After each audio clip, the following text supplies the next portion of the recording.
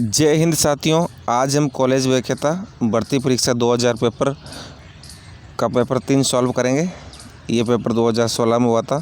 इससे पहले हमने इसका 2021 वाला पेपर हमने सॉल्व कर लिया था। वो आपने अभी तक नहीं देखा है तो इसकी प्ले लिस्ट बनी है, प्ले लिस्ट पर जाकर देख लें।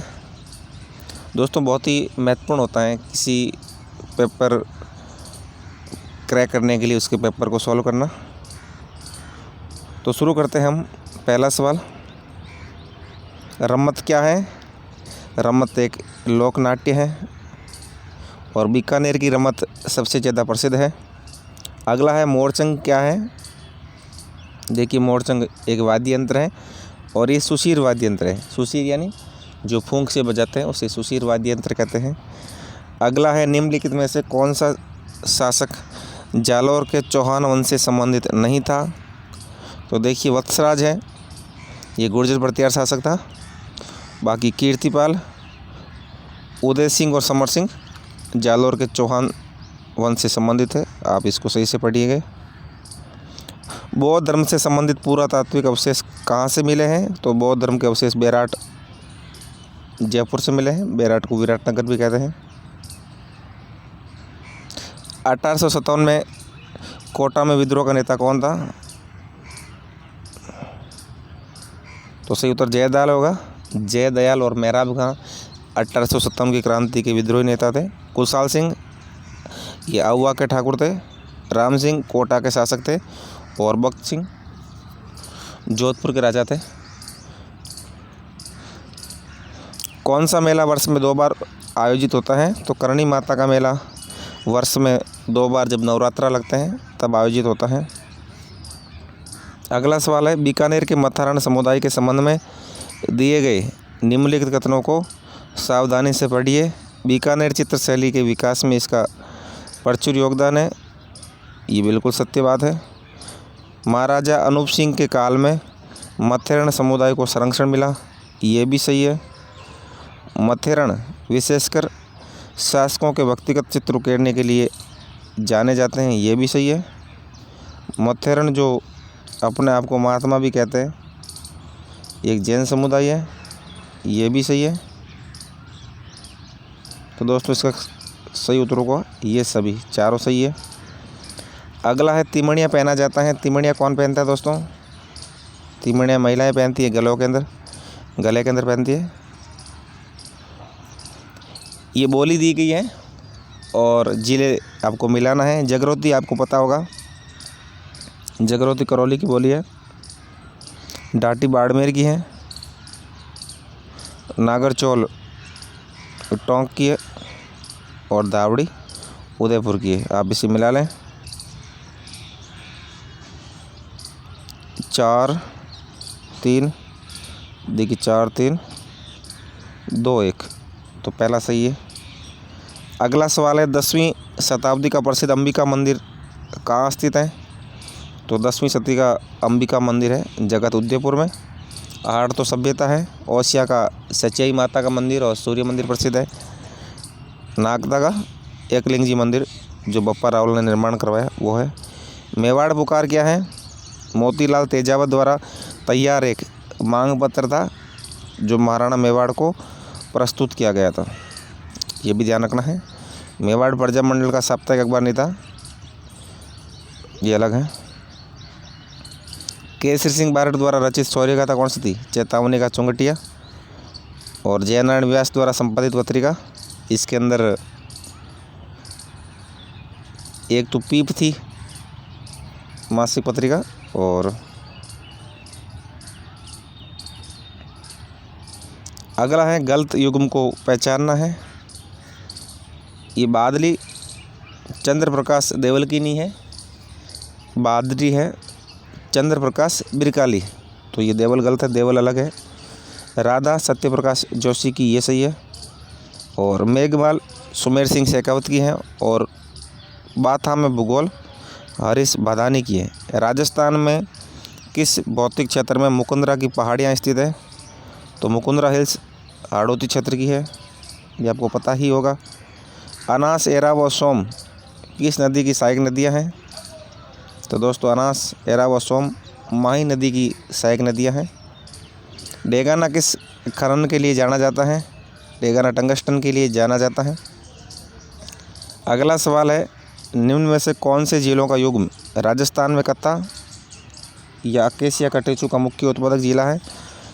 कत्ता आपको पता है उदयपुर में होता है। तो 7 के अंदर ऑप्शन चित्तौड़ दे रखा है, तो चित्तौड़गढ़ भी होगा। राष्ट्रीय मरु उद्यान को किस नाम से भी जाना जाता है? तो राष्ट्रीय मरु उद्यान को जीवाश्म उद्यान के नाम से जाना जाता है। राष्ट्रीय से आप राष्ट्रीय पार्क मत कर लेना, जीवाश्म पार्क है ये, क्योंकि वह पुराने टाइम के डायनासोर वगैरह मिले हैं। और पहले मरुस्थल के अंदर समुद्र हुआ करता था बहुत पुराने टाइम में, तो उसके अवशेष भी मिले हैं। निम्न में से कौन सी परंपरागत जल संरक्षण की विधि नहीं है? ये सवाल डिलीट हुआ था, लेकिन फिर भी नहीं पूछा है। तो टोबा नहीं है, टोबा एक झील होती है। तालाब, नाडी और खडीन तो सही है। प्राकृतिक संसाधनों की प्रकृति और उपलब्धता के आधार पर वर्तमान में राजस्थान के औद्योगिक विकास में निम्न में से किस निवेश आधारित उद्योगों का समूह सर्वाधिक महत्वपूर्ण भूमिका अदा करता है? इसका सही उत्तर होगा खनिज संसाधन। निम्न में से कौन सी नस्ल राजस्थान में ऊंट से संबंधित है? तो ऊंट से संबंधित कौन सी नस्ल है दोस्तों? गुरहा एक ऊंट की नस्ल है, पूंगल भेड़ की है, बारबरी बकरी की है,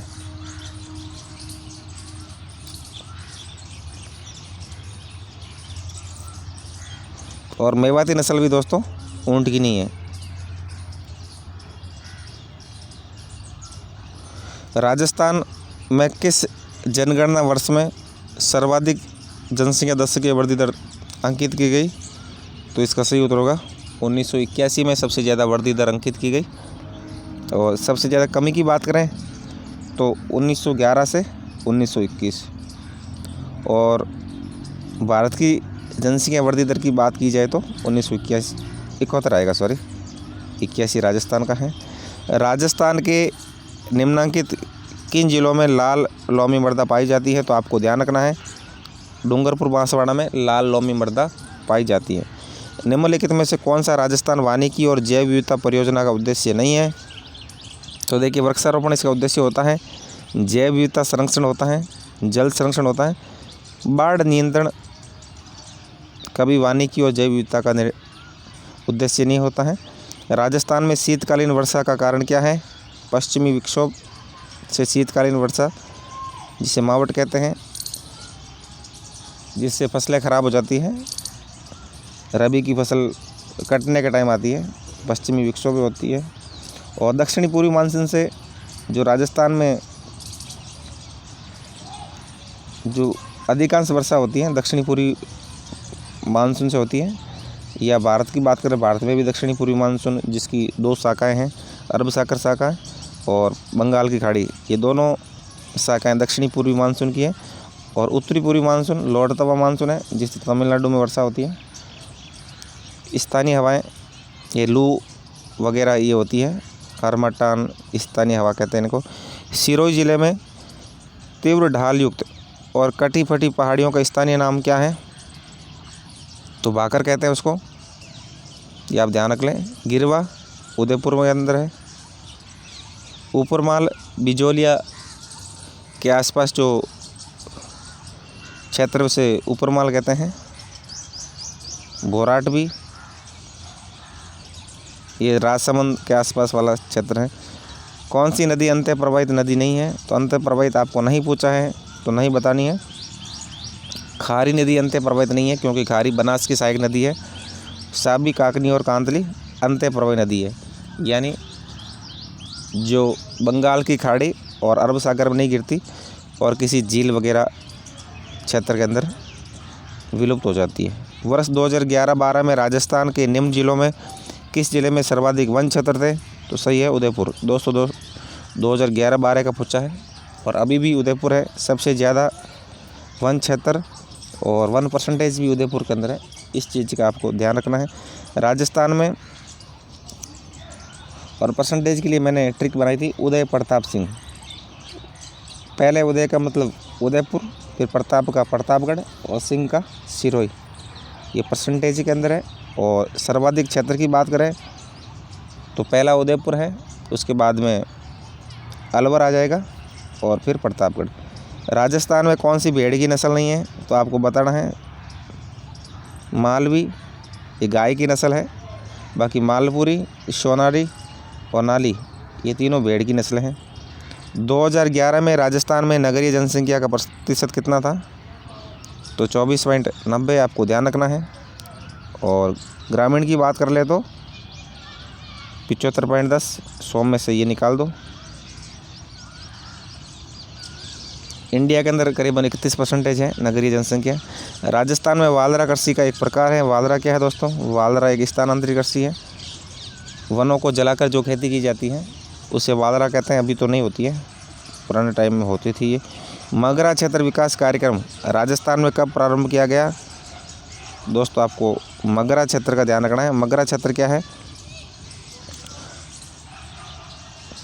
अजमेर, भीलवाड़ा, राजसमंद, पाली और चित्तौड़ के क्षेत्र में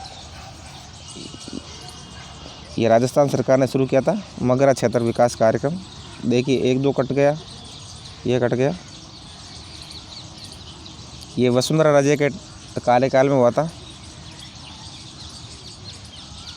तो इसका सही उत्तर होगा 4-5। बीसलपुर बांध किस नदी पर स्थित है? बनास नदी पे है। ये टोंक के अंदर पड़ता है बीसलपुर बांध। ये देखिए करंट का सवाल अभी अपने काम का नहीं है।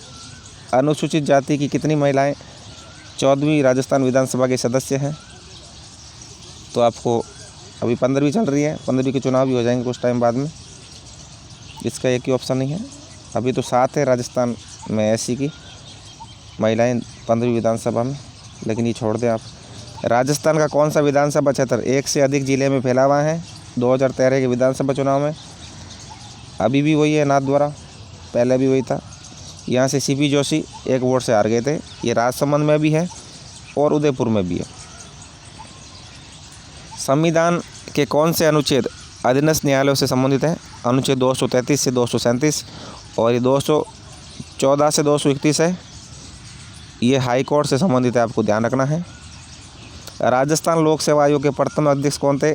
SK घोष थे और वे उस समय राजस्थान हाई कोर्ट के चीफ जस्टिस भी थे।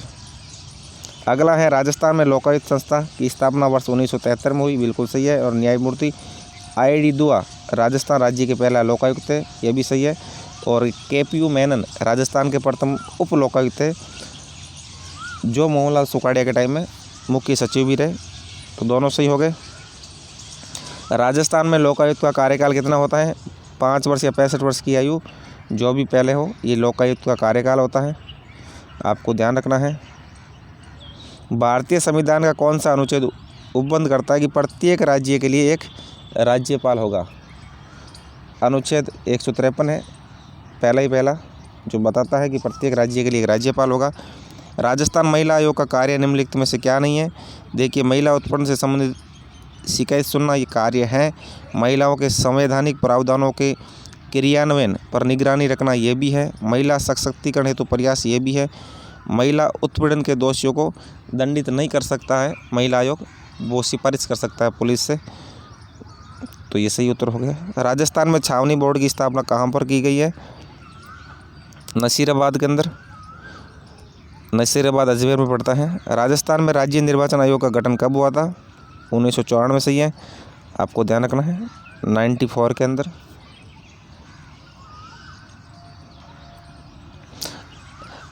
कभी महीना भी पूछ लेते हैं तो जुलाई 1994 के अंदर निर्वाचन आयोग और अप्रैल 1994 में वित्त आयोग।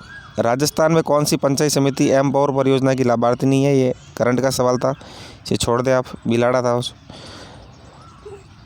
करंट के करीबन 40 से 42 सवाल आते हैं कि बहुत बड़ा वेटेज होता है करंट का। राजस्थान 14वीं राजस्थान विधानसभा की कार्य संचालन परामर्श समिति के अध्यक्ष कौन है? ये भी छोड़ दें, कैलाश चंद्र मेघवाल थे उसमें। ये देखिए 14वीं विधानसभा में राजस्थान के किस जिले से सर्वाधिक महिला विधायक निर्वाचित हुई है? ये अभी काम का नहीं है, उस समय का काम का था। ये करंट का है, छोड़ दें इसे। बस आपको पता होना चाहिए, उससे ये आइडिया लगा ले कि वर्तमान के अंदर विधानसभा में कितने क्या विधायक हैं, महिला विधायक कितने हैं, अनुसूचित जाति की कितनी है, अनुसूचित जनजाति की कितनी है। अभी महिला विधायक की बात की जाए तो दोस्तों 23 महिला विधायक है वर्तमान के अंदर राजस्थान विधानसभा 15वीं विधानसभा के अंदर। विधानसभा चुनाव में अस्पष्ट बहुमत के कारण राजस्थान में राष्ट्रपति शासन कब लागू हुआ? तो 1967 के अंदर अस्पष्ट बहुमत मिला था और 2 विधायक कम पड़ गए थे। वो कांग्रेस ने विपक्षी पार्टियों के तोड़कर अपनी सरकार बनाई थी। और 1992 के अंदर जो बाबरी मस्जिद ढही थी तब आपातकाल लगा था। 1980 के अंदर इंदिरा गांधी आई थी वापस, तो उन्होंने चुनी हुई सरकार को बर्खास्त कर दिया था। और 77 के अंदर जब आपातकाल लगा था, मोरारजी देसाई वगैरह जब जनता दल की सरकार बनी थी तब लगा था ये।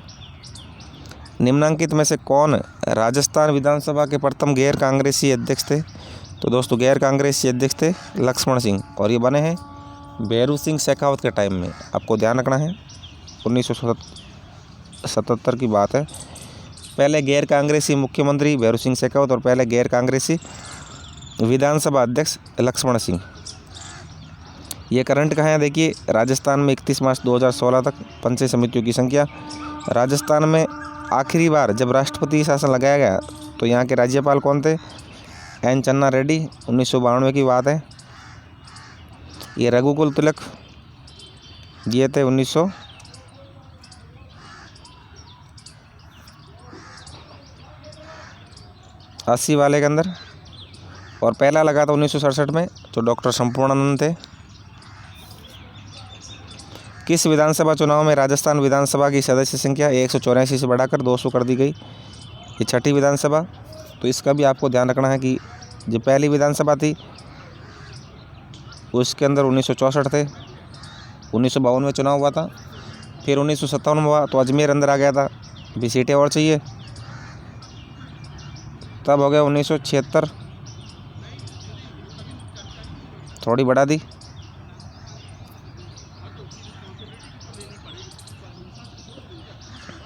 फिर तीसरी में 1976 रही और फिर हो गई 1984, सॉरी पहले के अंदर 1960 थी और फिर दूसरे के अंदर 1976 कर दी क्योंकि अजमेर को शामिल कर दिया, 16 सीट बढ़ाई थी। फिर तीसरी के अंदर 1976, फिर चौथी के अंदर 1984 और पाँचवीं में 84, फिर छठी के अंदर 200 हो गई।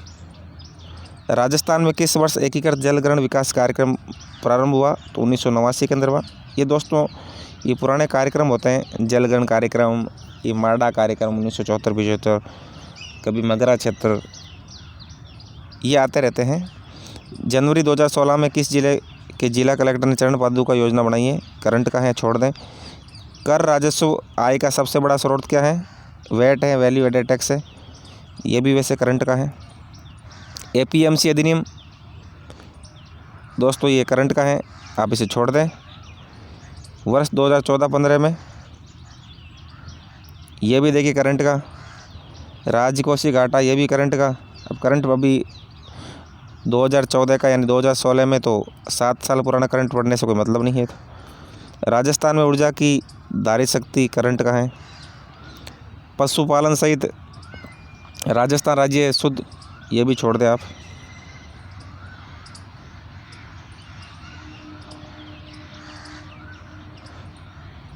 ये भी करंट का देखिए, करंट का कितना बड़ा पार्ट है,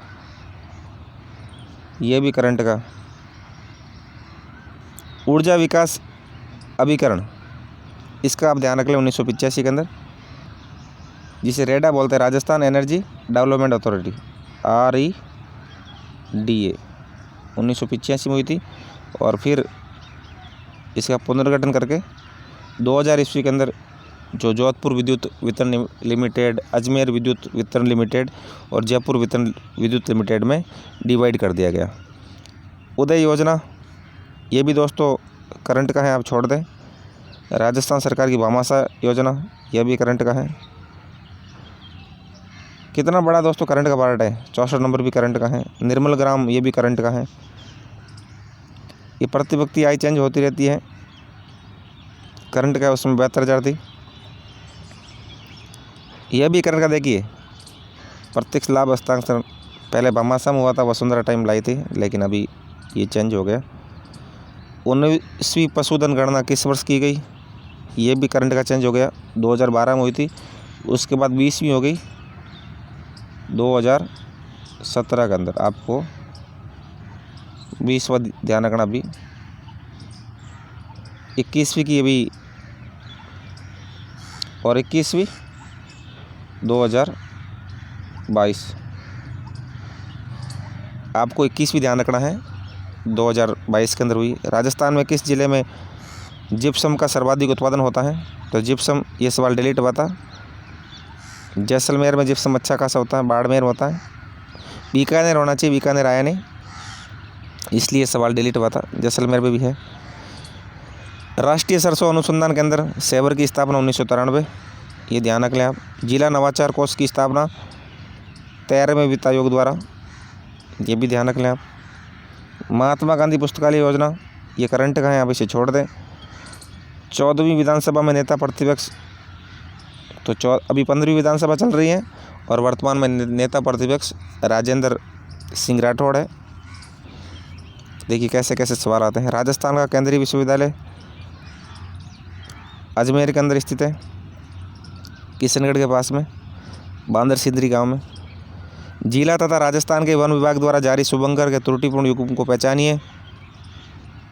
अजमेर का खरमोर पक्षी सही है, भरतपुर का सारस क्रैन सही है, जालौर का भालू सही है, दौसा का मगर नहीं है, दौसा का है कबूतर।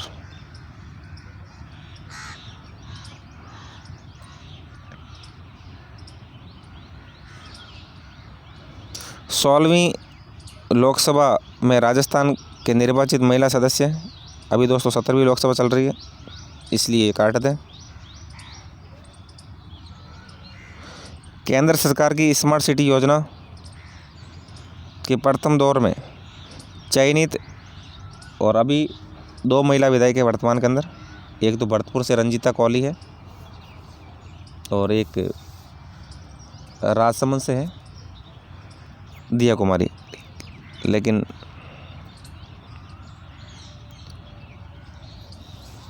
लेकिन फिर भी पुराना सवाल हो गया।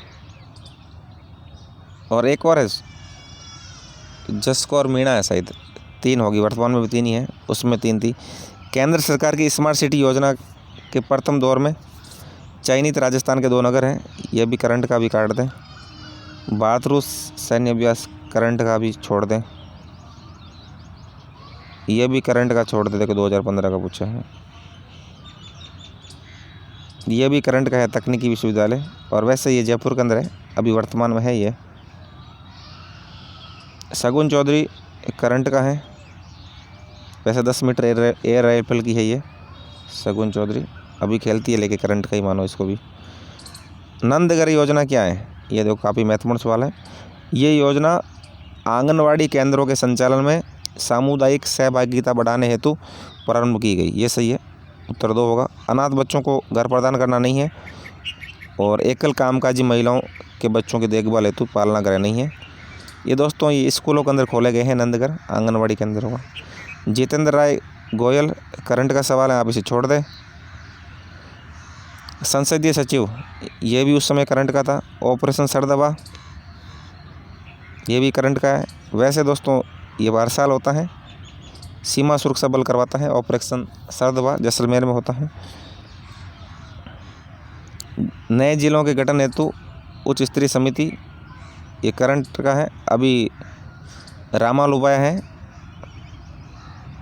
अभी का आप ध्यान रख रहे हैं, रामा लुभाया या राम लुबाया कहते हैं, ठीक है। इसकी सिफारिश पर 19 जिले बने हैं। महाराणा मेवाड़ फाउंडेशन से करंट का है। प्रथम संविधान दिवस 26 नवंबर 2015 को। अनुसूचित क्षेत्रों के अलावा राजस्थान में जिला परिषद सीट पर चुनाव लड़ने वाले प्रत्याशियों के लिए कौन सी शैक्षणिक योग्यता अनिवार्य कर दी गई, करंट का है दोस्तों। अभी ये चेंज हो गया। 10वीं पास चाहिए था उसमें। हाल ही में दक्षिणी ऑस्ट्रेलिया के साथ राजस्थान के कौन से समझौते पर हस्ताक्षर हुए? करंट काट दें, कोई काम का नहीं है। ये भी काट दें। साहित्य अकादमी पुरस्कार 2015। ये हॉकी एकेडमी के साथ MOU हुआ, ये भी काट दें। हाँ, अब वैसे सवाल हैं, राजस्थान में अशोक अभिलेख कहाँ से प्राप्त हुआ है? तो बैराट से हुआ है। बैराट जयपुर के अंदर है। और यहाँ बौद्ध धर्म से संबंधित अभिलेख भी मिले हैं। और अशोक वैसे बौद्ध धर्म को मानने वाला था। निम्नलिखित में से राजस्थान के किस स्थान पर सोमेश्वर मंदिर स्थित है? सोमेश्वर मंदिर किराड़ू बाड़मेर के अंदर है। ओसियां जोधपुर के अंदर सच्चाई माता मंदिर और सूर्य मंदिर है गुर्जर प्रत्यार शैली के। आबानेरी दौसा के अंदर आबानेरी के मंदिर है। चंद्रावती झालावाड़ में भी मंदिर है। राजस्थान का कौन सा सैंधव स्थल घग्गर नदी के किनारे स्थित है? तो इसका आपको ध्यान रखना है, घग्गर नदी के किनारे कालीबंगा है। उसके बाद अगला सवाल दोस्तों मैं आपको करवाता हूँ, किस चित्रशैली के अंदर, एक मिनट आप रखिए, एक मिनट दोस्तों, अगला सवाल है, किस चित्रशैली के अंदर, बार निम्नलिखित में से राजस्थान का कौन सा, ये हो चुका अपना। अगला सवाल है, किस चित्रशैली में मतीराम रचित 19वीं शताब्दी की हिंदी साहित्यिक रचना रसराज के चित्रण हेतु विषय के रूप में प्रयोग हुआ है? तो दोस्तों रसराज की बात करें तो 19वीं सदी की बात करें, रसराज मारवाड़ है। नेजा क्या है? नेजा रामदेव जी की एक पंचरंगी पताका है, इसको आप कर लें। साधु सीताराम दास किस आंदोलन से संबंधित था? तो ये बिजोलिया कर्षक आंदोलन। मेवाड़ भील कौर की स्थापना कब हुई?